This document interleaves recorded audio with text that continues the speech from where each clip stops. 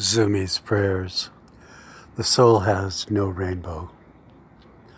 Father, wash our spirits clean. They have come from a far place. It was a free place. It is a place to which we will return. Boundlessly across the earth we flew, gathering rosebuds where we may, to the virgins to make much of time. We were among them, yet we must become so alone, so utterly alone, that we withdraw into our innermost self. Then our solitude is overcome, no longer alone. We find that our inmost self is the Spirit, visited by the Spirit of God, indivisible. We are yet in a world of multiplicity, disturbed by it. Our safety is not of knowing ourselves to be one with all being. It is that the all-being one has drawn us to yourself. It was a mad dream to find ways into the state of grace. It droppeth as the gentle dew from heaven, and we are but receivers. Then our soul doth magnify the Lord, and we rejoice in you. We boundlessly flew, thinking to gather powers, a oneness with the universe. Yet we were not left to this, a solemnity of individuality becoming greater. This was the path of Adam, destroyed by the persuasions of dark powers. The greater spirit is you, and the ways are mysterious, not accessible to natural man. As spirits we belong to the eternal world, but as animals we inhabit time. Our spirits are directed to that free place from afar, yet are chained to passions, imaginations, and to continual change, the shadow of time. We are undulators, repeatedly inconstant of the peaks and troughs of the waves of life. With you we form an insubstantial territory, like as to the gentle dew. A mist fell as we are drawn up to spiritual life. The soul has no rainbow, the eyes no tears.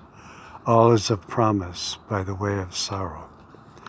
One day the sea will flow in our veins. We are clothed with the heavens, crowned with the stars, seeming heir to all the world, and with the refreshed spirits of brothers and sisters. And the refreshment is you among us.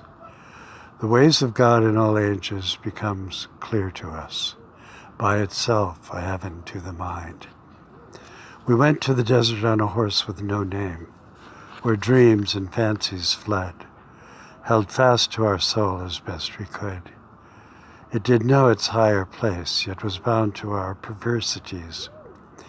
Here the moonlight is always sad, as the light of the sun is, as the light called human life is, at its coming and its going. We are inflected with the sadness at the passage of these, and when life becomes cyclically distraught, we find that only the life of the Spirit attends peace, attends reality. Shall we question the moon about our destiny, the ocean for the storms which arise? Our life is not a reflector of these, but of higher things. Our gypsy heart knows not its destiny, wandering the places of the earth. Unwelcome here, unwelcome there. They surrender the soul to the concept of no boundaries. The beliefs we learn are without belief, songs without a tune. Nevertheless, we come to believe without evidence in our limitless ocean of consciousness within ourselves, imbued with infinite potential. By this, we have only artificially sensed what you have set before us from the beginning. There is no path to it, but that our spirit be entered by yours. The soul in its loneliness hopes only for salvation. The works of God were not to restore some supposed innate sense of virtue in community, but to bring us to see intimately in our own life that everything falls apart without you. The world, its deserts and oceans of our careening life, its gypsy carelessness following the moon, all these return to dust. The soul of a man was not born in this dust, nor unto it. It was plucked from heavenly places and breathed into us by your Spirit. It is not of the earth, but of the heavens. By it we are only living souls upon the earth. We consist of our life, not yours. There is a further life, a greater life, indescribable in its magnificence. It is reserved only for the children of God.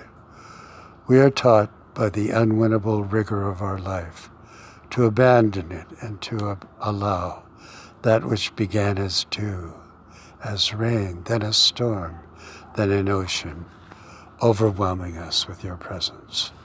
Amen.